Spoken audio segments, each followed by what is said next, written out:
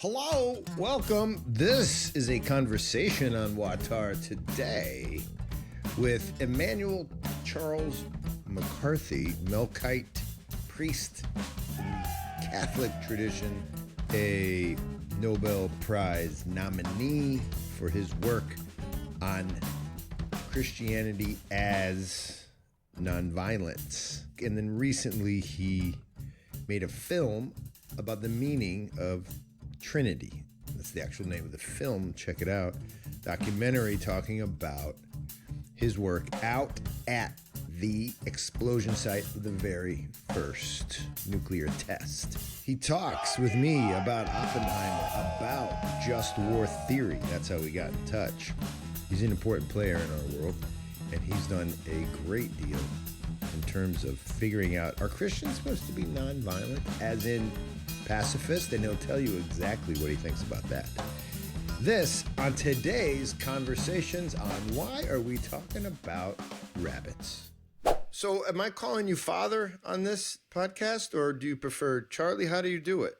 Well, let me tell you, John, Jesus says, call no man father. Now, if you want to disobey Jesus, you can call me father. Okay, I'll try not to disobey Jesus. But I'd suggest not disobeying your God, you know? All right, so this is Charlie. Charlie is good. Or Emmanuel or Charlie, either way. Charlie Emmanuel McCarthy. Emmanuel Charles McCarthy. That's Jeez, right. I got to get it right. Emmanuel Charles McCarthy. By the way, I love this. This is a Boston accent, isn't it? 100%, 83 years in Boston. You can't do better than that. You still there now? I'm still there now. So you're this famous character that agreed to come on and talk to us. We're not all Orthodox listening to this. There's plenty of people that aren't Orthodox, but it's why good aren't they Orthodox? How come they don't become Orthodox? What are you doing? You're laying down on the job? I don't know. Is that a job that we should have? That's beautiful. By the way, let's start right there. What is your... we're going to get into just war. That's what I want to talk about. Because you bumped into our podcast on just war, and then the war broke out, and then you're this beautiful person who spent all this time really considering this just war, and what is a war, and how does violence work in Christianity. So to have you on is a blessing. But before we do that, what's a missionary supposed to look like? Like, when you're talking to non-Catholics in your case, or non-Christians, are you trying to hook them? Like, how does it work? Well, I'll tell you. Faith is a gift from Jesus. It's given, right? All I can do is I can set the atmosphere. So, so in talking to people who are not Christian, my general attitude is not to talk at all about theology, but to look at the situation in the moment and ask what it means to love as Christ loved. Maybe that means helping them with the groceries, or I don't know, 1,000 things, helping them teach something. I don't know. That's all. But it's action, not cognitive stuff that sets the atmosphere. So I couldn't agree more. I get a little nervous when people come right with theological words to try to introduce me to Christ. It almost feels like pearls, before swine. I'm like, whoa, that's way down the road. You're way down the road talking about accepting Christ into my heart. Like, I get nervous about that. On the other hand, people are good generally, and they try to be good, and it's a beautiful thing when people try to share their deepest thoughts. I don't mind that. I had a friend who's a priest. Yeah, this is years ago. I mean, this is 40 years ago. But about 40 years ago here in Boston, there were tons and tons of evangelicals, that would meet you on the street and say, do you believe in Jesus? Do you believe in Jesus? And then you couldn't get rid of them. Regardless of whether you said yes or no, you couldn't. But anyway, this fellow was a priest. And he was in the subway in Boston, riding on the train, which was crowded, and he saw this person coming toward him, and he knew what was going to happen because of the dress of the person and the little decorations on him. And so here he is, a Catholic priest, and the guy says to him, do you believe in Jesus? And he said, no. The priest said that? He said, no. I'm He good. just didn't want to talk. He just, that was. Anyway, I know what you mean. It's to come up to someone and start waving a finger in terms of the intricacies of the economy or something is a little. It's too tough. much. It's tough. So before we get into just war, how did you were born Roman Catholic in the Northeast? Is that how that worked?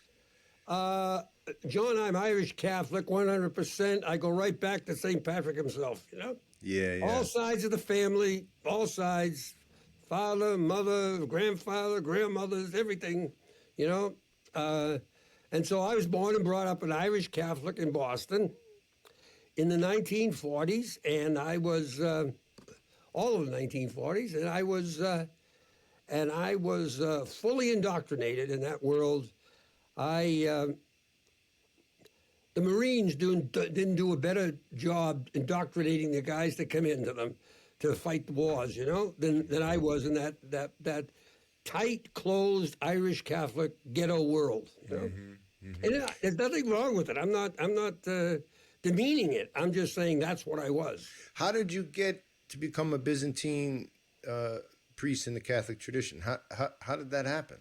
Was this the story of your daughter? Do you tell the story of your daughter? I tell it, but that's long after. Yeah, that's. Oh, it is. It's long after. Yeah. No, I tell people the way I became a Byzantine Catholic priest was exclusively by the grace of God. Because when I was ordained a Byzantine Catholic priest and married, that was not allowed by the church. That required special indults and everything else to have it done. Yeah. Now, John Paul II allows the Byzantine Catholic Church to have married priests. But when I was ordained back on August 9, 1981, that required quite an ordeal. Huh? Really?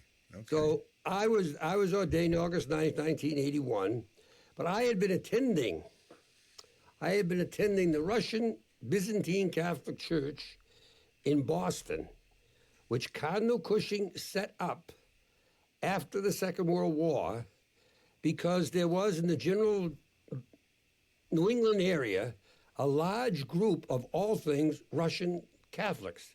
There aren't many Russian Catholics in this world. They're Orthodox, Right, yeah. But this group, it just happened to be, and so we set up this wonderful chapel, Our Lady of Kazan, and I started, for reasons, I just started attending it and stayed with it for the rest of my life. Okay. And so now there was a moment in your life, though, where you had the story about your daughter. So you're serving as a priest. When do you get a daughter, though? How does that work? No, I've had 13. I have 13 children, and it's because I see. Yeah, okay. That's because I'm Catholic. Yeah, well, it's because you're Catholic, but and you're a Byzantine priest. Otherwise, they wouldn't have let that happen. That's that. I have 13 children, and let's see, 1981, 7, 8. Before I was ordained, I had 8 children. 5 of them came after I was ordained. Got it. Right? So, and Benedicta, the one you're talking about, who's the Edith Stein miracle. Yes, Edith Stein. Mm-hmm. Yeah, she was born in 84. In 84. 3 years after I was ordained. Yeah. And there was a miracle, and there was a saint that was consecrated in part because of this miracle. Is that true? That the healing of your daughter? Yes, that's true, John. Saint Edith Stein, whose religious name was Saint Theresia Benedicta of the Cross. Saint Edith Stein was born on October 12th, 1892, in Breslau, Germany, to a totally Jewish family, Orthodox Jewish family. Her father died when she was 2, but the family stayed Orthodox. She stayed Orthodox, but she showed great great intelligence as a little child, and did really well in school, and at 13 decided that God didn't exist, but never told her family because she didn't want to hurt them. So she went on through life like that, and she was one of the first women to get a doctorate, and this is in philosophy, from the German university system back in 1916. And she became the secretary, which doesn't mean taking notes. It means the first-hand helper of a philosopher who's probably created the only original philosophy of the 20th century, Edmund Husserl. Like, he was the creator of phenomenology. And so she stayed with him, and she worked like she was considered to have the best French among all the philosophers in that part of Europe at that time, and that included Heidegger. I mean, big names. Huh? Well, anyway, she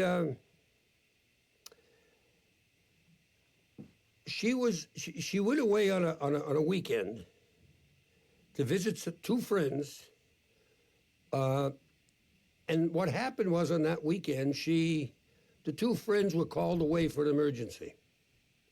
So she was left all alone out in this farm area of Germany and nothing to do.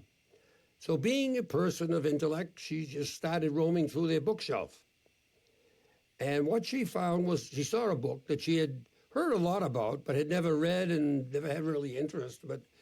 And she picked it up and she started perusing it, and then that perusing went to a very, very serious reading that didn't end by her own statement till 5 o'clock the next morning. Wow.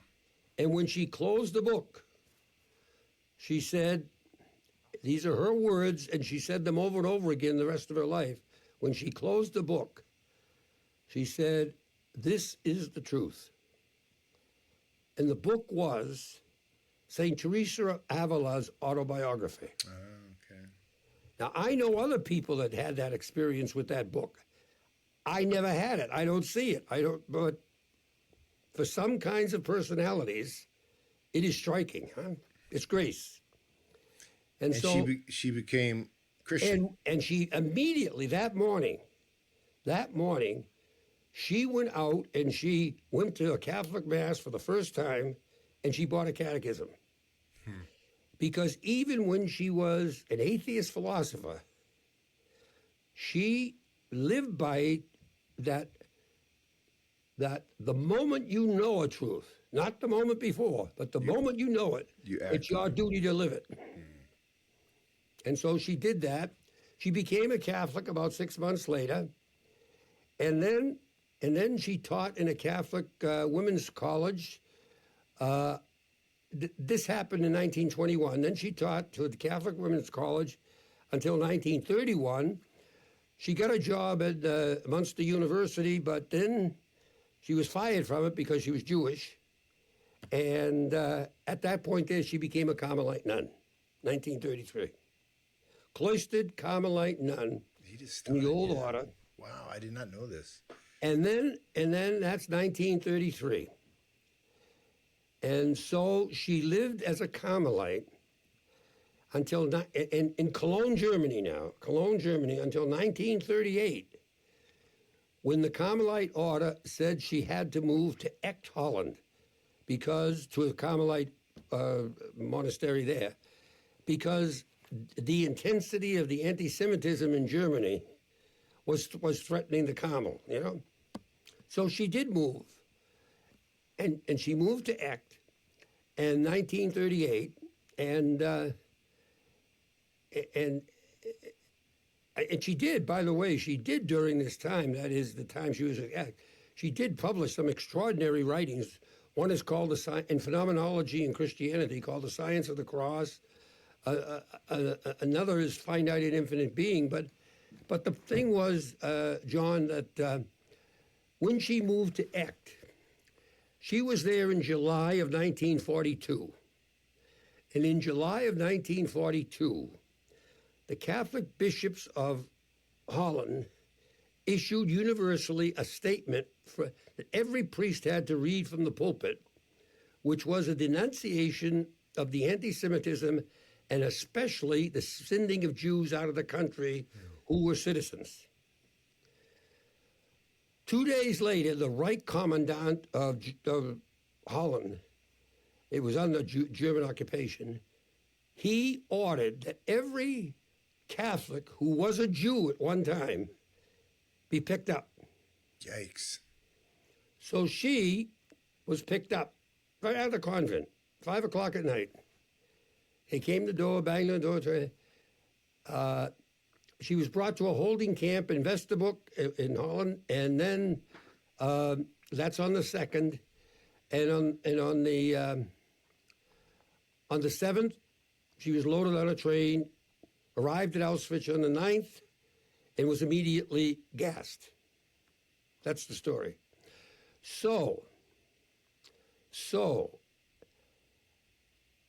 as you know, probably, and it's probably true in the Orthodox Church, it is true, that it's not just that there's a celebrity.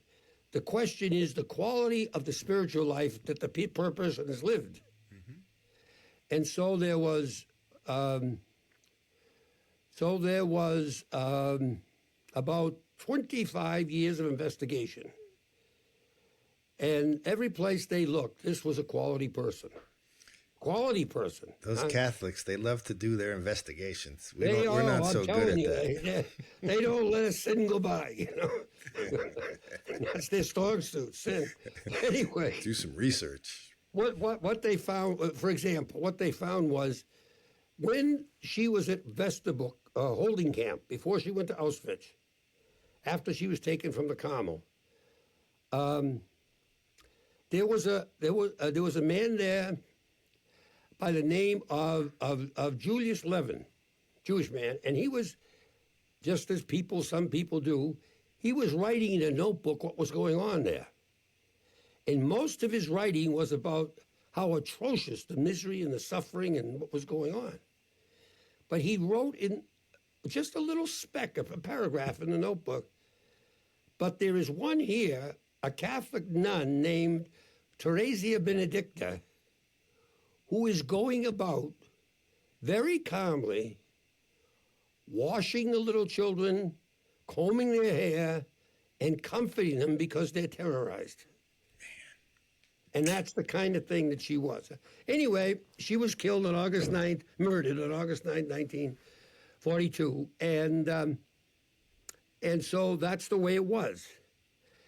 I was ordained on August 9th of 1981 in Damascus, Syria, by Patriarch Maximus V.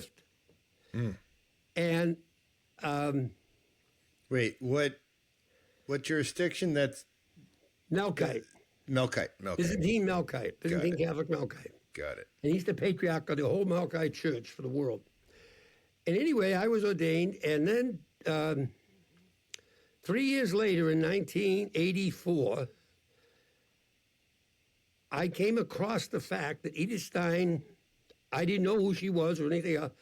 I came across the fact as I was preparing a retreat for seminarians, I was a spiritual director at the time, that Edith Stein died on August 9th. And I had known from my childhood even that Carmelites pray for priests. And I thought, this is someone to look into. Mm-hmm. And the more I looked into it, the more I found just a magnificent soul. So we were having a daughter that year, my wife and I, and we agreed to name our little daughter after her religious name, Theresia Benedicta.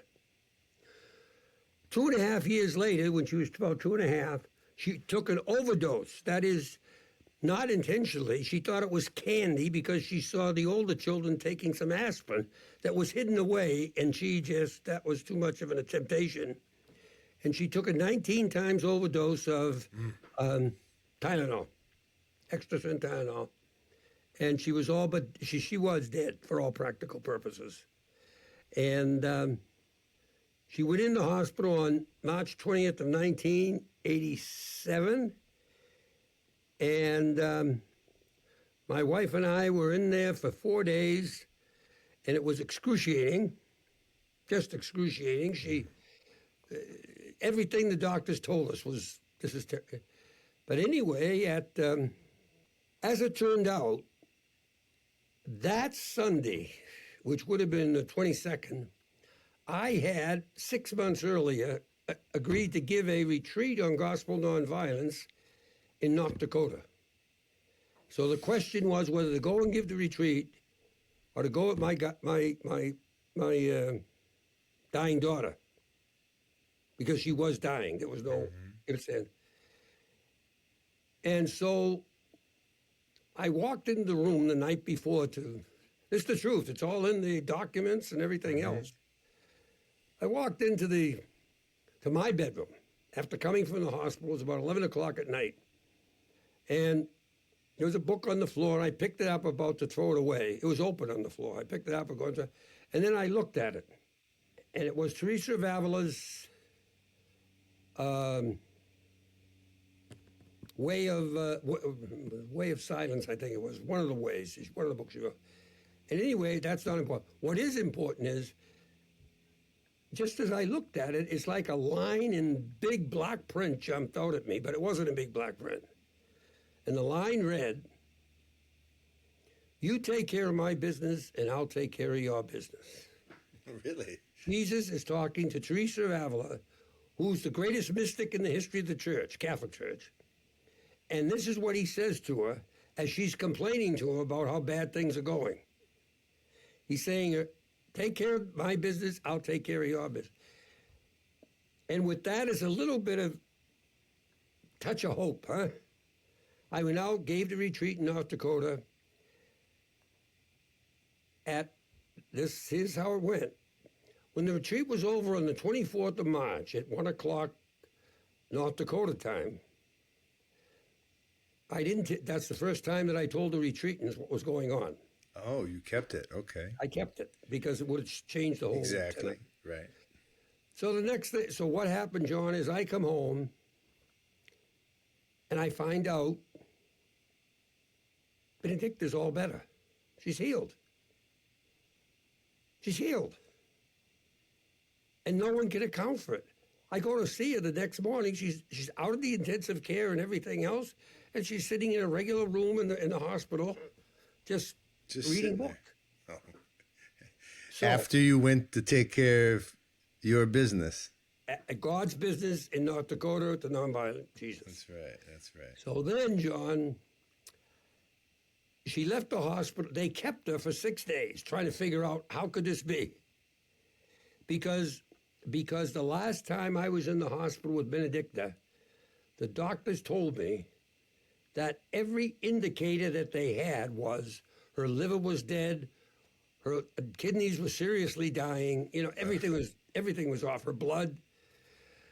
And all of a sudden, so the Carmelites heard about this. And of course, they immediately connected Edith Stein, Benedicta's name, huh? Mm-hmm. And so they asked me to get the records out of the hospital, the medical records, which I did. I gave them to them. But while I was waiting, John, this is what happened, and it's sitting there all documented in the Vatican. While I was waiting, I looked to see what the progress of things was when Benedicta was in the hospital. Anyway, I looked at the time that she got out of where they say a miracle occurred. She was found to be totally healthy at 2 o'clock Boston time, which was 1 o'clock South Dakota time. A doctor came into the room, and in the morning before, there was a page and a half of stuff he wrote that was bad. And he came in the room, and there it is, right on the sheet. This child has made a remarkable recovery. Report will have to follow. Wow. 2 o'clock.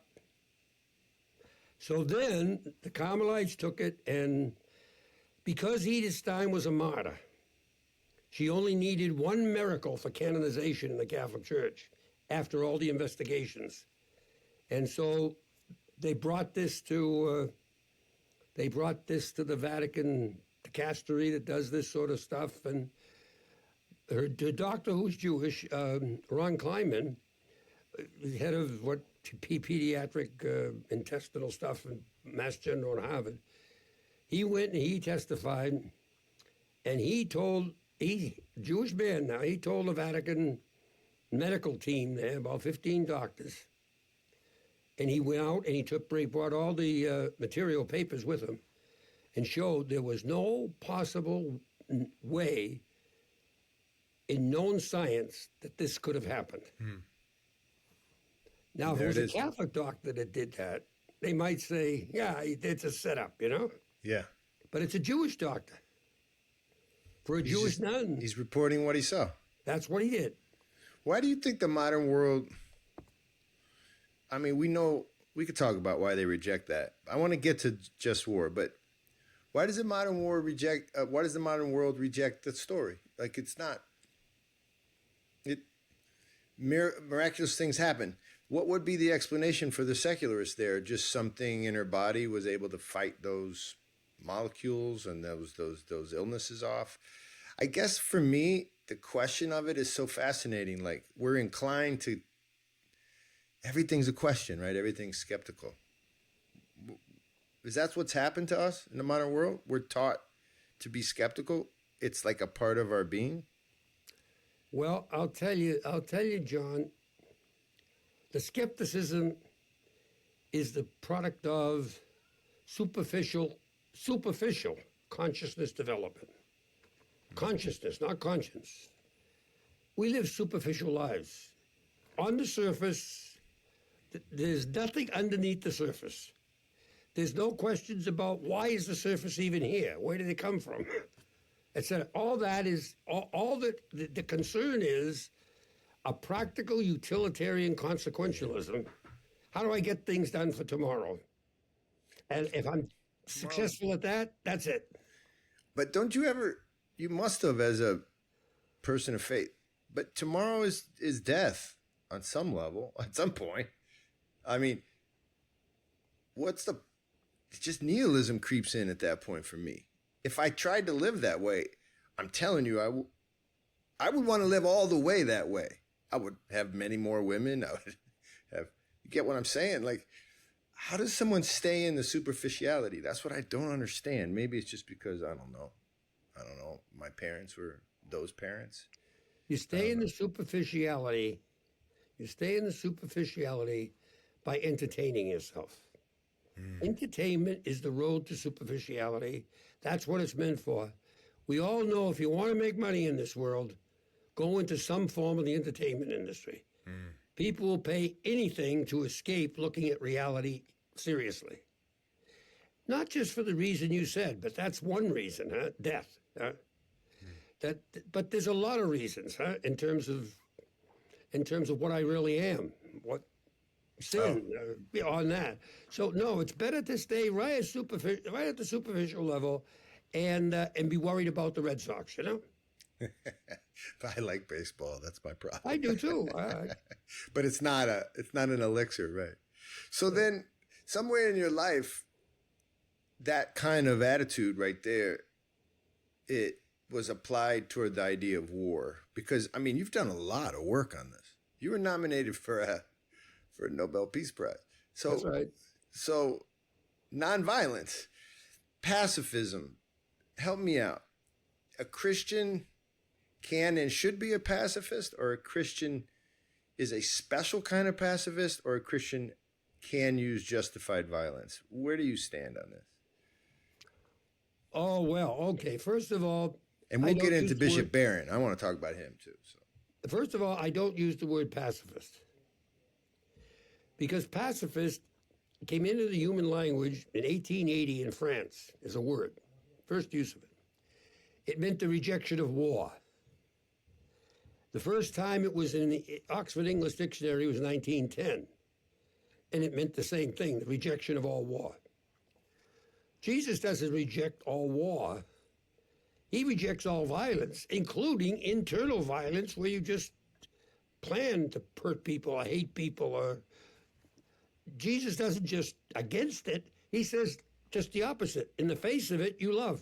Love your enemies. Do good to those who hate you. And so I don't use the word pacifist. I use the term gospel nonviolence. And I would say, John, that there are two things in my life that have been there since childhood, which are not my doing. They're not my doing. Mm-hmm. And I'm talking little kid, preschool. And this is extraordinary. The first is, I wanted to know the truth. The truth. And people were fooling me all the time. And I knew they were fooling me. They weren't, and I wanted to know the truth. I was just compelled. Truth. I want to know what the truth is, you know? And this got me into a little trouble in Catholic grammar school when a lot of the teachers at this time in the 40s, it was just this, they didn't have much of an education, and they'd just say the rote, Just and I'd follow up the data, yeah, that's right. And so the truth that and it is to this day too. The truth is still just active in me. Desire for it, Desire for it, no compelling desire. The other thing that was in me since my earliest memory is the active dynamic of empathy. Empathy. I hated to see people hurt. I hated to see people cry. I hated, and here's why. Back in the early 1940s, every time you went to the movies, you got a movie-told news thing at the movies, two cowboyish movies, and then some. Yeah, but there was this movie-told news that was always there, and it was always about Americans winning over Japanese, Germans, a German boat being sunk, a Japanese pilot going down in flames. And when those things came on the screen, in my world, the entire audience would stand up and applaud and yell and cheer. I didn't. Not because I was better, but I hated what white guys were doing. Yeah. It was intrinsic. And yet I played Army, I played Cowboys and Indians, I played all that. But I knew the difference looking at the real thing. The truth was that was the real thing. And that I just found that to be intolerable. So those two things were in my existence for a long, long time, right from the beginning. And they became sources of being unpleasant to people at the high school level. And then in the college level, they became even more accentuated in terms of when I thought people were trying to pull the wool over my eyes and this, that, and the other thing, Yeah. So with those two things going, it seemed to me someplace along the line, and I don't know why it happened. There's certainly grace. My deepest suspicion is that it came via Martin Luther King. He was the agent. That is, over and over and over again in the 50s, the early 50s, late 50s, 60s, he was using the word like it was an everyday word, nonviolence. And he was relating it to Jesus, the church, being a Christian. He was out in front. No one in the Catholic Church did I ever hear say that. No one. In fact, in my second year moral theology book, which I have upstairs at Notre Dame, it specifically says Catholics cannot be pacifist. It's a sin. That's 1948. So, and a book was published in 48. It was still being used in 58. But it was that constant bombardment by King of just the word that gave me, what is this? Is this true? It's just something began to seep in. And then when I went out to Notre Dame in the first month, I heard for the first time the St. Francis prayer. Lord, make me where's hatred, let me show love, where's injury. And I said to myself, that's the truth. That's the gospel. And from that point on, I began looking, saying, is it possible that the church is wrong and King is right? That can't be. Anyway, I finally, sometime in my early 20s, I came to the conclusion that Jesus taught a way of nonviolent love of friends and enemies. That was it. And he did not teach just war. Immediately, John, upon thinking that, you've got to go back to those days. Now it's hard. The first thing that occurred to me was I was excommunicated. I was thinking like a heretic. Oh, wow. Because in the Catholic Church, that was not permitted. And I knew about pacifists like Quakers, but they were Quakers and they were always brushed off as irrelevant people. But I was now dead on center. This is the truth. Jesus with the machine gun is intolerable as far as... well, anyway, that's the way life was for about 2 years until I came across the fact that Dorothy Day, who was a household word and a star in the Catholic galaxy, you know? Mm-hmm, for sure. That this is what she believed. And that freed me up. And that freed you to stay in a church that you love. To stay in the church, knowing that even though the bishops and the popes and so forth said this and area, she was in the church and she was honored and so forth and so on, and she was explicit. But she was also, like you, going to be set up for some pretty serious conversations, some arguments. Oh, we'll never know. Because just war is also... I know you're not a big fan of Just War. We'll talk about your movie in a minute. I think it's wrong. I think it's evil. Why is it evil? We talked a little off camera. There's something about proportionality and also a cause worth fighting that you don't think these conditions can be met. Is that right? If you go through the standards of the just war theory, even the limited ones mentioned by Bishop Barron in your previous... In our podcast, yeah. Yeah. Every one of those cannot be... all of them have to be applied according to Catholic teaching in the catechism. In the catechism, in writing, all of them have to be applied strictly. The word is in italics, strictly. It's emphasized. Which, of course, is always right because it means you're taking a human life. You got it. All right. However, not one of those standards is any way, shape, or form clear how you can apply it without going against Jesus' teachings. Just cause. You can't know. Is that one of you can't know that it's just? Just cause. Yeah, well, that's as I mentioned to you earlier, the Aeschylus is saying that truth is the first casualty of war. Ends all possibility of applying the just war theory because no one is telling the truth.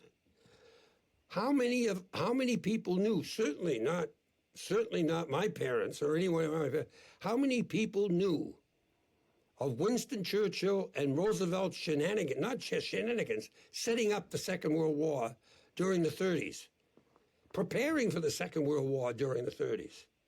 My parents didn't know that. The lies. The same with the Vietnam War, the Gulf of Tonkin, or we go on to the recent ones, and so forth and so on. Weapons of mass destruction. Lies. But how can you apply a moral theory that requires you find out the truth of what's going on and strictly find it out before you can act with the level of moral certainty you need to do good, not evil? Is that being evidenced with Palestine and Israel right now? I mean, that's how I know that's how everyone I know feels. I know that we're not there, but the Palestinian friends, the Orthodox friends that I'm aware of that are writing, their story is not matching up with the story of the Israelis. Like, I guess it's a morass, right? We don't know. And so in that sense, how do we act on things we don't know? How do we kill when we're not sure? Is that right? You can't. Because under normal circumstances, in the Catholic Church and similar things in the Protestant, in the Protestant Orthodox Church. Under normal circumstances, when there is a serious moral decision to be made, there is always doubt. There is always doubt. However, there are those situations where the gravity of what is going to take place is so severe, like killing a person or causing grave suffering, that doubt almost has to be completely eliminated before you can act morally. So the problem with the just war theory on the larger scale is that first of all, it's not in the Gospels. Not in the Gospels. There is no just war theory in the. Secondly, there's no just war theory in the Old Testament. It doesn't exist. People go to war in the Old Testament because God tells them, not because of standards and so forth. Secondly, the problem with the just war theory is that it's not in the Gospels. Where does it come from? It comes from Cicero, a paid Roman philosopher 65 years before Jesus. Jesus has nothing to do with it whatsoever. That's right. For the first 300 years of Christianity, this is extraordinary. For the first 300 years of Christianity, John, there is not one sentence written by a Christian, not a sentence, justifying Christians' participation in war. Not one sentence in 300 years. That's unbelievable. And those are the 300 years closest to Jesus. The justification is interesting because in the Orthodox tradition, I mean, across the board, people will go to war. I don't want to ask you that question about when a young man gets caught in this furnace of war and they're off and killing people. But the justification is interesting because you come back and confess, even though you were asked by the state or by your commanding officer to kill, you still have to confess sin. So you're not justified, but you are forgiven. What do you think about that? That is unacceptable, but it is. You've stated it correctly. There's no just war theory of any kind in Orthodoxy. That's right. It doesn't exist, never existed. In fact, Orthodoxy sees a large portion of what Augustine was about as unacceptable as far as Christian theology.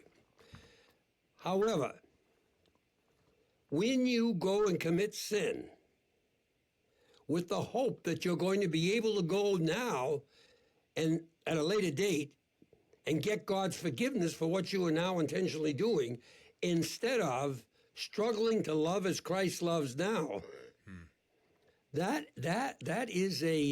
a terrible situation to tell people that's what they can do. The task of the moment, when the government, when Biden says to a Christian, go over there and fight the Arabs or whatever it is, the task for the Christian is to say, I am a Christian, I cannot kill. Period. And those are the words of St. Marcellus in the 5th century. Yeah. I am a Christian, I cannot kill. Now, what you and I got to do, and not you and I, but what I've been saying is, Jesus' teachings, but let me put it this way. There is a famous biblical scholar in the Catholic Church, the most famous and the most renowned of the second half of the 20th century, a Jesuit by the name of John L. Mackenzie. And in my own life's experience, he's the brightest human being I've ever met. Wow. One of those incredible intelligences. And his works are out there, they're still published and everything else. But what he says is this. If we cannot know, this is a quote, if we cannot know from the Gospels that Jesus rejected violence, we can know nothing of his person or message. It's the clearest of teachings. What that means is we can't know anything about him being Messiah, Word of God, anything else, not rejecting adultery? Because it's as clear as can be that Jesus rejects violence as the way of doing God's will. And it's not one quote, put up the sword or something like that. It's the fact that the entire structure of the New Testament Gospels is based in and around the suffering servant of Isaiah, who doesn't raise a finger, doesn't even raise his voice in protest against the injustice and yet it says at the end of that poem, the salvation he brings will go to the coastlands, meaning the whole world. Mm-hmm. But let me try this without, I don't know, mangling it. I think in the East anyway, there's a notion, St. Cyril talks about this, that you can do two goods. You can turn the other cheek and defend your brother, and the defense may look like violence, but what it actually is a second good. It's an attempt to defend someone who's defenseless. Because you can choose to be a martyr, but you can't choose for others that they too might be a martyr. In other words, if your wife is being attacked through, I don't know, a Palestinian or an Israeli attack, you're defending her, and in that defense, it's a very different activity than, say, I don't know, than killing. It's more like a response to aggression, and that response ends in death, which, by the way, you have to ask for forgiveness for, and you have to realize was wrong, because all the sins are wrong. Christ speaks clearly about lust and we participate on some level that we don't want to, but in all cases we're asked to go and confess. In other words, I guess the Orthodox position is of course you're right, but where we defend the defenseless, we do two goods instead of one, What do you think of that from St. Cyril? I think that he has it wrong. And this is why I think he has it wrong.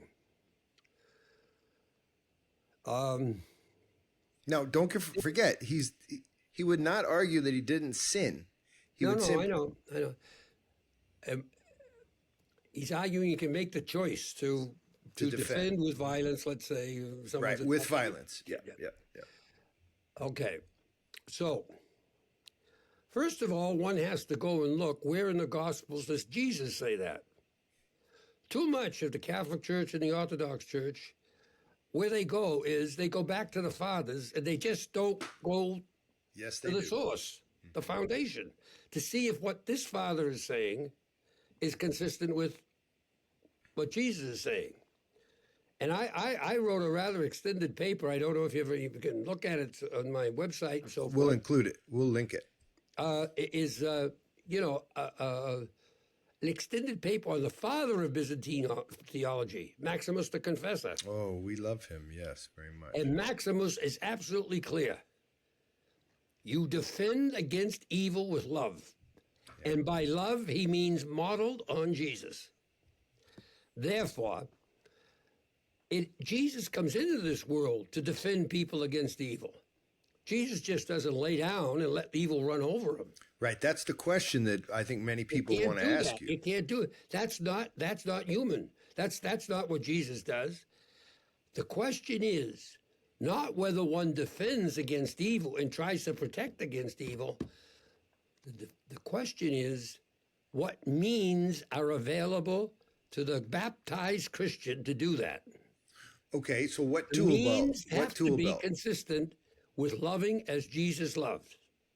So that may mean, John, that may mean if you choose Jesus means in this moment, rather than the means of the world, that is, if you choose to love the enemy as Christ loves the enemy, instead of trying to kill the enemy who's going to kill you, that may mean that you die. But that also means if you die, you're dying in the way of God. Whereas if you kill, you're continuing your life by choosing the way of Satan. It's clear. Yep. It's clear. It is. It's very, very clear, John. Now, I'll tell you something. I've been saying these things for 50 years now, but I should also mention that no one wants to hear them. Why do you think that is? I want to hear them, and I'm thankful you're here. But I agree, especially right now. This war is breaking out all over the place. So why don't they want to I'll ask a different question. Why don't Christians want to hear it? What's happened? Well, Christian just war theory in the Catholic mind, in similar things that go on in the rest of Christianity too, because it's only about 4% that actually honestly say inside themselves and will say, no, Jesus is nonviolent. He lives a way of nonviolent love of all people wherever he meets them, and he dies it. Most 95% are just war or something like that, Catholics or Christians or some. Okay, so why? If you live in a cannibal society, and you live in a cannibal society, which is one of the oldest societies in the world, about 10,000 years old, and you've been nurtured from childhood, and your parents and grandparents, and all the institutions are set up that justify cannibalism. If someone comes in and says, this is wrong, this is not right, you can't hear that, because it's not just a cognitive problem. You now got sociological problems, personal, psychological, family, everything is all tied up into it. So I can tell you this, John, from over 50 years of teaching this. If I go into a place and I say, tonight, big crowd, tonight we're going to talk about justice, everyone will cheer, Tonight, we are going to talk about goodness, everyone will cheer. Tonight, we're going to talk about Jesus, everyone will cheer. If I say tonight we're going to talk about the nonviolent Jesus, not a sound. Not only not a sound,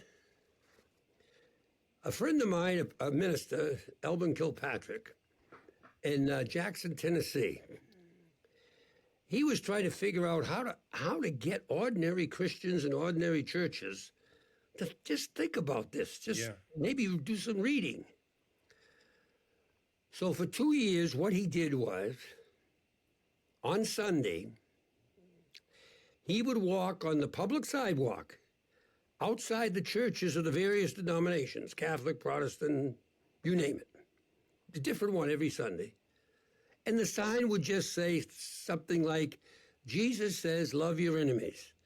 Jesus says, no to violence, put up the sword. Things like that, simple little things.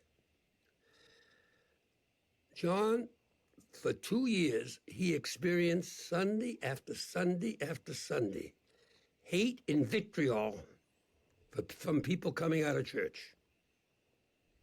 Is it a bridge too far? Is our nature not allow us to understand what you're saying, or maybe embrace the idea of not fighting back when someone's in danger? Not fighting back the way people fight back normally. Okay, fighting back. Now, if I were to say to you, I agree. If I were to say to you, John, you don't have a right arm. You look and you say, I got a right arm. I say, you don't have a right arm. No, I got a right arm. Look. Now, if I were to say that 2 or 3 times, you see, I mean, after 2, 3, 4 times, you'd say, this guy's a jerk, Yeah, he's crazy. This guy's a jerk, Yeah. We wouldn't get mad at me or anything, feel sorry for me, maybe. But when I say to people, Jesus teaches a way of nonviolent love of friends and enemies, he rejects, and that has a lot of implications in terms of Christians going to war and all kinds of other things, what they support. People become hostile. You don't become hostile when I say you have a right arm if you're sure of your truth. But every Sunday, for all their lives, people have heard the Gospels. Although there were certain churches now in Christianity no longer reading the Gospels, they're only reading the Old Testament. Mm-hmm. But be that as it may, every Sunday they've heard something about the love of God for people that's in need or this or that, but no violence, just Jesus. Huh? They've had that put in their mind, and simultaneously, parallel, they've had put in their mind what the culture, the Christian culture, says about using violence to defend the country, the women, whatever, or to get what you want. And so what takes place is that there is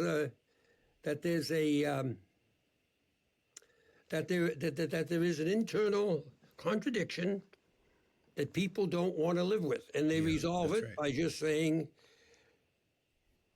violence is in my interest. How can it be in your interest if it's the way of Jesus, which is a way of love that is nonviolent? That's always important to remember. Well, Jesus' way is a way of love.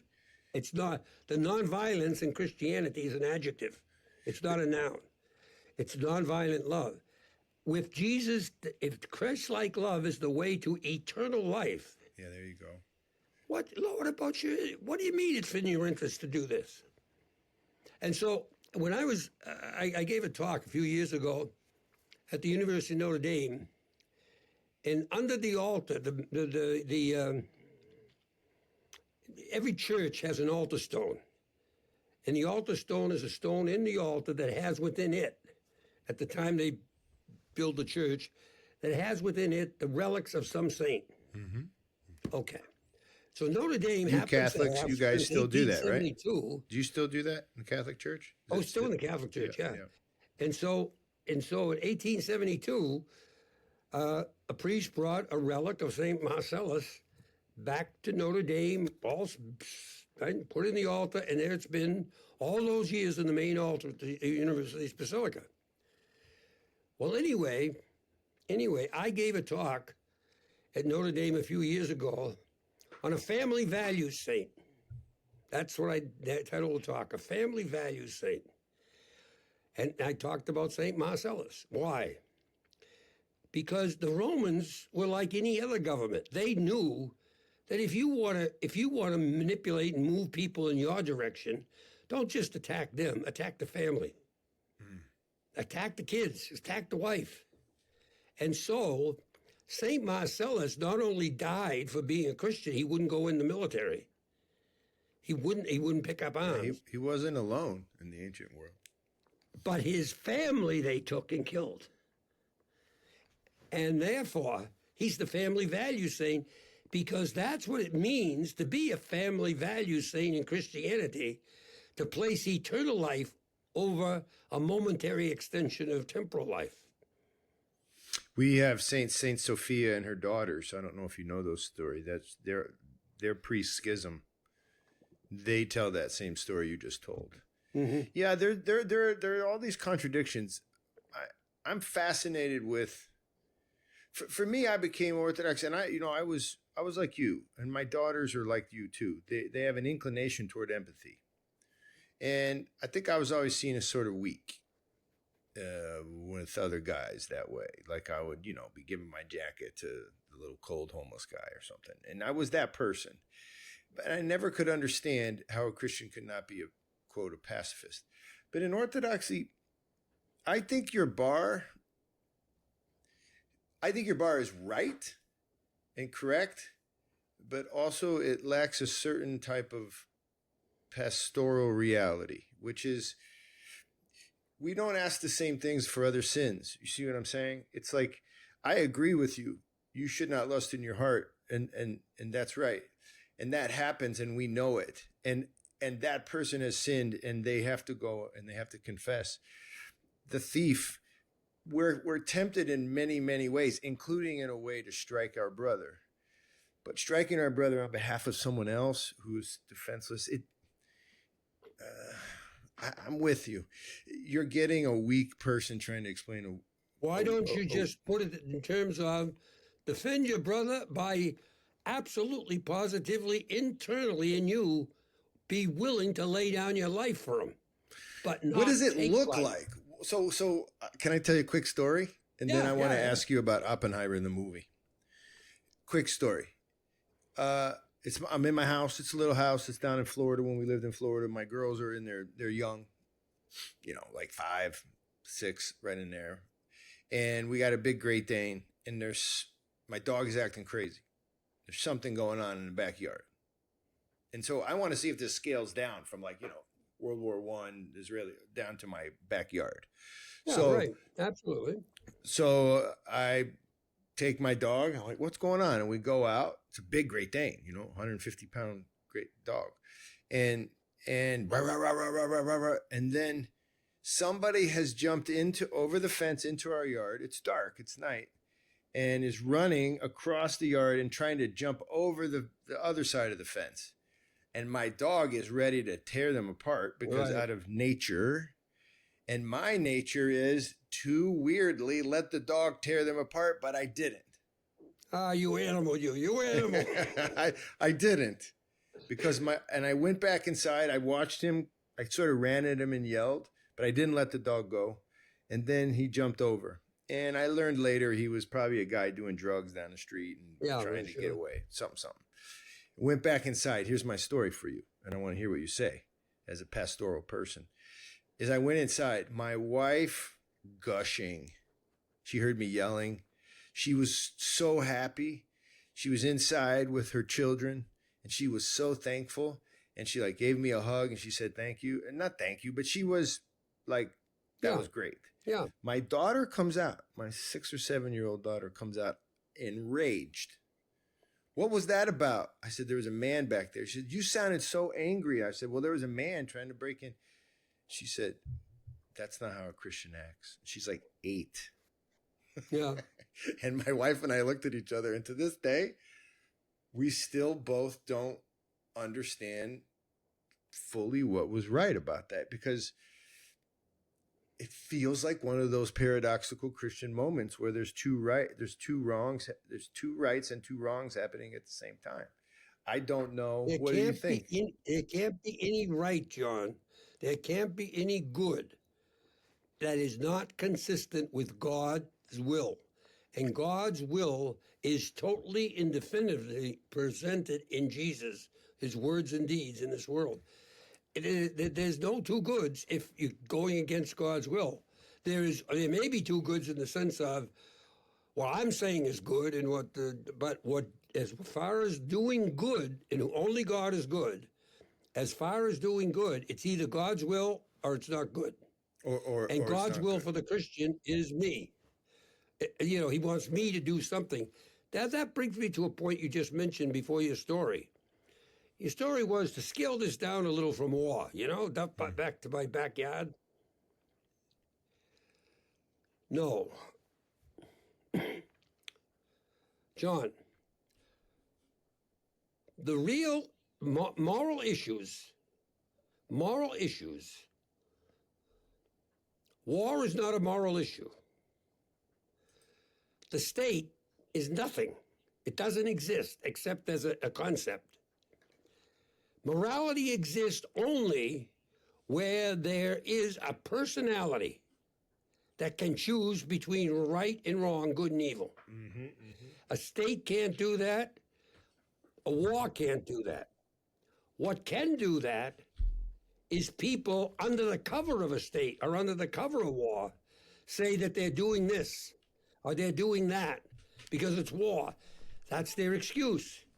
But they themselves, as persons who have a free will, and who are conscious, and who have a personality that's responsible to God, it's the guy who's making the choice on the front lines to pull the trigger, to put the bullet in the head.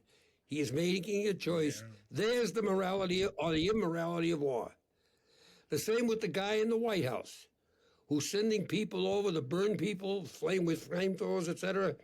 He is making a choice. It's not the state. That's a cover-up. And therefore, I think it becomes important. It becomes important to realize Jesus is talking to the person. There's where the salvation of a soul is concerned. It makes no difference if you're If you're a soldier or you're a trash collector, you can't go against the will of God as revealed by Jesus and make some harebrained thing that is good just because you did it or you wanted to do it or you thought it should be done. No, if it's against the will of God as revealed by Jesus, then whether you're a soldier, whether you're a policeman, or whether you're a president or whatever you may be. Here's a tough question for you, Emmanuel Charles. This is a tough question. So someone you know from the neighborhood in Boston goes out to war. They know what they're doing. They know they're going to fight, and they're even Navy SEALs, and they kill, and they come home, and they come to you in the confessional. What do you do at that point with that character? If they confess killing? Yeah. I forgive them. Yeah. As a priest. As a priest, yeah, I forgive them. Because you Absolutely, understand, positively. even though Now, they willed it. Now, they may not confess it, John. They may still think it's right. That's where it gets dicey. No, I don't go and push people in confession. They're supposed to make the examination of conscience with true repentance before they walk in that, and then what they're in the confession for is to experience the mercy of God's forgiveness. They're there to experience the good news of merciful forgiveness. They are not there to get good advice from me. Now, they, mind you, each and every penitent, you and I included, we have to be very careful of self-deception, telling ourselves that something is good that's evil. Because, but assuming that we make the sincere examination of conscience and this is good, and we don't confess it, if the day comes when you see it's evil, that's the day you see the truth, that's the day you confess it. Yeah. All right. But remember this, John. Remember, this is something very important in terms of moral theology. Subsequent analysis cannot alter the quality of a personal moral act. Subsequent analysis cannot alter the quality of a personal moral act. If I'm on the front lines and I'm firing a gun and I don't see anything wrong with it, then it's not evil. I mean, it's not sin. It can't be sin. It may be evil, but it's not sin. Ah, okay. I was just going to, okay. Yeah, in other words, evil is what's contrary to the will of God. That's right. Objectively, sin is full knowledge and full consent choosing evil. Or if I don't see this, this is kind of an interesting sort of thing, only because people oftentimes become overwhelmed with past evils that they've done. Well, this is important. Yeah, they become disabled by it. That's right. Absolutely, positively. And in the Catholic churches, I don't know. I know in the Catholic Church, this is a major, major problem. Mm-hmm. And by the way, just to tell you, as you know, clerics, not just Catholic, but Orthodox, Protestant, and so forth, have a way of playing with people's guilt in the past to manipulate them. And I've seen them destroy people with fooling around with that. That's dangerous. I agree. Very, very dangerous. And, I just think the whole idea that subsequent analysis cannot alter the moral quality of an act in the moment, whatever it is there, that's what it is. Right. The revelation later that you were sinning. That's right. Is a blessing, actually. It's a blessing. Yeah. It's a blessing, so you won't do it again. It shouldn't put you in a state of depression because you were aware that you were sinning. You should be thankful. Yeah. That's right. All things given by God. So can we finish with this?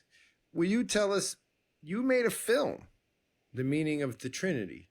And it's not an answer to Oppenheimer, but he named his bomb, or their bomb. It's not fair just to single him out, but their bomb was named Trinity. And you're trying to say something in your film. It's like, hold on a second. Am I right? Do I have that right? Well, yes, yeah, okay, yeah. As far as you've gone, you're right. You're right. And so, Right on point, what did John. you think of this Hollywood attempt at telling the story of? Did you see it? No, didn't bother. Ah, okay. That makes sense actually on some level. I saw it. I wouldn't call him a hero in the film at all, but they No. definitely go back and forth between he has a lot to offer and he's making mistakes. For me, the whole story fell apart. I wouldn't call it a great film, and I would say that they in the end held him high. I would definitely say that. But tell us about your movie then. Why did you call it the meaning of the Trinity? Like, what are you trying to do? Trinity. Well, you see, John, I every year from July 1st to August 9th for almost 40 years now, 38 years, whatever it is, I and others have done a fast, prayer and time of prayer and fasting for 40 days, July 1st to August 9th, in the name of the truth of gospel nonviolence, so it will spread, okay? In 1988, I was doing that fast in Israel.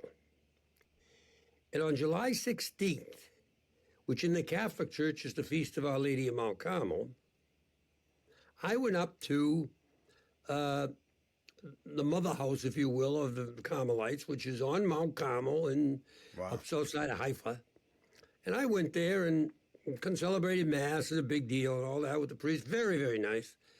But then after the Mass, when I was just making my post-communion kind of discussion with God, and so forth, I was walking outside the monastery walls and just looking over the Pacific, the Mediterranean, from up on high on the mountain there. And then like a flash, right? No, it wasn't a flash. I don't want to put anything like that. Instantly, an insight was, I don't belong here. This is July 16th. I belong praying where the atomic bomb was first exploded in history. Wow. And it's that sense that when something hits you as true, it's the like same sense. compelled. It's the same sense you spoke of.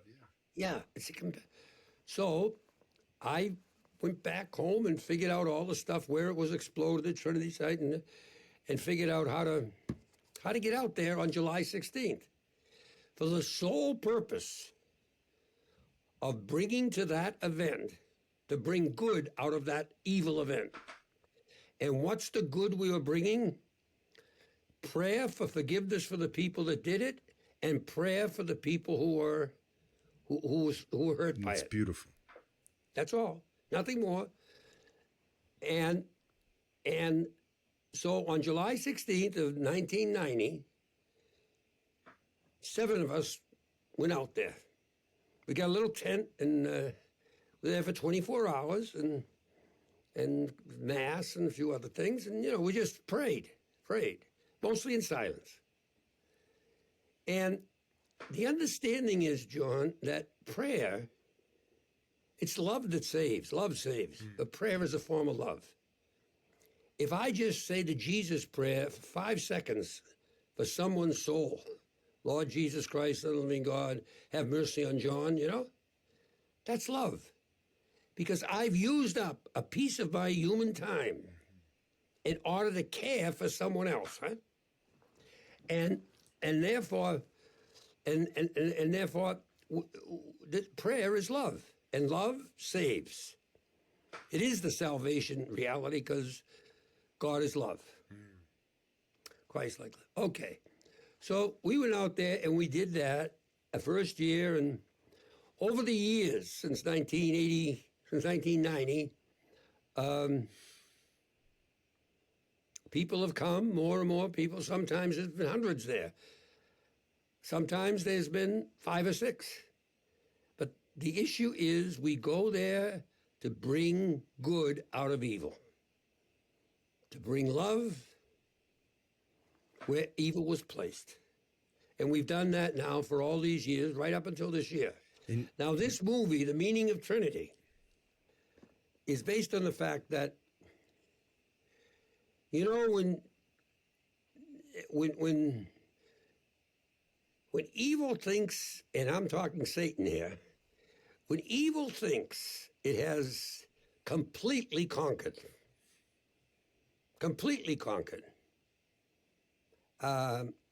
it mocks. It mocks. The soldiers putting the crown of thorns and the purple coat on Jesus, tell us who's here, send you, get free yourself, you know, it mocks. It mocks. The people who are doing that, they're just acting out of the darkness in them, but somehow, Oppenheimer comes up, and the stories differ from here and there. His story of how he came up with the name is after the fact. We don't know at the moment, but somehow it comes that this most destructive of all realities that has ever entered the human race, something that would make the surface of the earth hotter than the surface of the sun,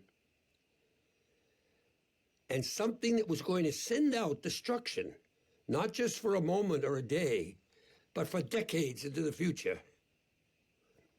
This destructive of all, and most destructive of all entities, gets the name of God of love in Christianity. Because Trinity is only a Christian term. Trinity is a Christian term. Right? Father, Son, and Holy Spirit, the God of love. And so anyway, we went there and we went to the God of love and try to do love and come back, and So that's what it is. there's mockery in that. I'm not saying Oppenheimer's but in so naming it, it's like, it's the moment Yes, of it's mockery. Yeah. It's now, people can mock. Evil can work through people. Well, people even knowing it, you know. Right, but oh, fine, they do something evil, but they don't. They don't see the fullness of what they're about, the implications of what they're about. The God of love, Trinity, is the name of the first atomic bomb exploded in the world. yeah, you're right. History. Just utter mockery. That is right. So we went there, and we've been there all these years, you know. As I say, some more and some less in terms of numbers and so forth and so on. But it's only been prayer, and this has turned a lot of people off. People want demonstrations. They want, you know, and there's a day there and so forth and so on, you know. And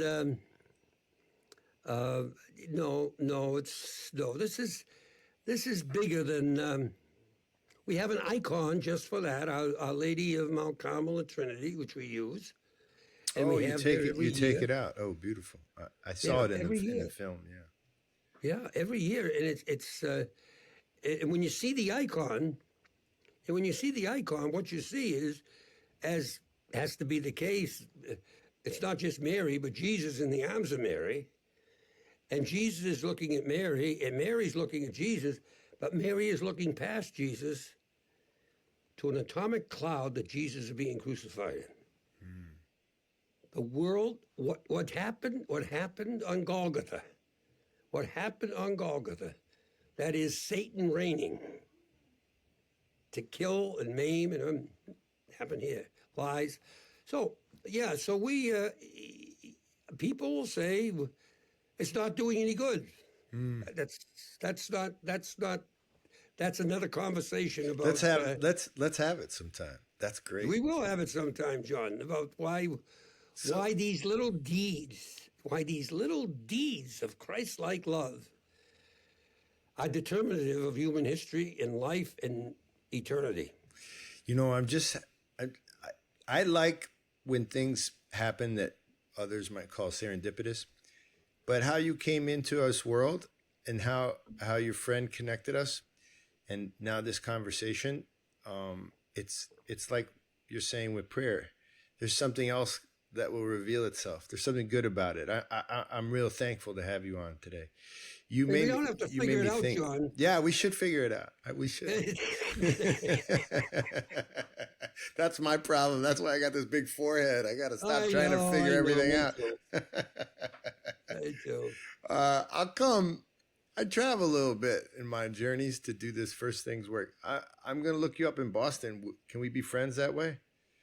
Oh, sure. If you ever get up here to Boston, I'm here. Are you living with any of your daughters? Did they take you in your older age? No, I'm still living in my own house, and I take care of myself, and you're a tough guy. Still doing what I can, but I'll tell you now. This may not. I don't know. It's anti-gospel or not, but I'm against aging. I'll tell you that. I'm against aging. I don't see any reason for it. Gosh, it's just terrible. You know? You ain't kidding, man. My wife is the one who ages gracefully, and I'm fighting every aspect. My wife did too. Yeah, my wife did too, very gracefully. It's almost like it didn't make any difference to her. Well, you know? My wife was telling me at 27 she wanted to be 50. And I'm like, really? I kind of want these years. So she wins now as we get older. So, but you know what it is, John? It's just something tells you about your mortality and about the great mystery of existence and everything else. When you go out to take a jump shot in the backyard at the basketball court, and you do it, and your feet don't leave the ground. I love you. You're speaking my language. I went out to play baseball, and I couldn't get my elbow over my shoulder. It was terrible. It was a disaster. This is bad sign. Bad sign. I don't know. You're doing pretty good. You helped us today. So, okay, John. We're going to link all your Thank good. you for having me. We're going to link your website and everything. You're a blessing. And we didn't even get the website, John. Link the website and link the YouTube channel. Absolutely, 100%. Because your work, among other things, is educational, but mostly it provokes the spirit, which it should. It makes you wonder. Because let's come back. We'll do. I think a lot of the people on here would like to hear some of your perspectives on Orthodox Christianity, because as a Byzantine priest, you're in this weird place where a lot of us, especially converts in Orthodoxy, are like, what are they doing over there? And I'd love to hear your ideas on that. So next time, okay? Fine, John, fine. I'm always willing to talk, but... Well, you've said a billion... Guys, when you see the links, you'll see that this character, this good man, this priest, you've committed a life to a lot of beauty. So we'll keep talking. Thank you. Thank you. You're a baptized Christian. I'm a baptized Christian. Okay? Yes, we are. Orthodox, Catholic, Methodist, so forth and so on. You know, you're opening up a can of worms right now. You know, this one likes Apollo, and this one likes. Stick with substance, you know. I love it. I love it. All right, John. Take care. All right. Take care. Bye-bye. All right, there he goes, Mr. Charlie. He wouldn't let me call him father. Did y'all hear that? The honesty, integrity going up and up, higher and higher and higher. He makes a good case for nonviolence. And I don't know that I am the right person to take him on, as per this conversation we started with St. Cyril and the idea of doing two goods instead of one. But less about taking them on and more about a depth of thought, a life committed to something truly difficult and quite beautiful. That is Father Emmanuel Charles McCarthy in the Melkite tradition in the Catholic Church. This is WAWTAR. Thank you for listening. Check us out and keep supporting. We're trying to get 50 new recurring donors before the clock strikes 12 on December 31st. That's you. I can feel it. It's you. A little bit each month. Who loves you? An important conversation on WAWTAR is now over. Much love. See you soon. Come on down to the restaurant. Bye-bye.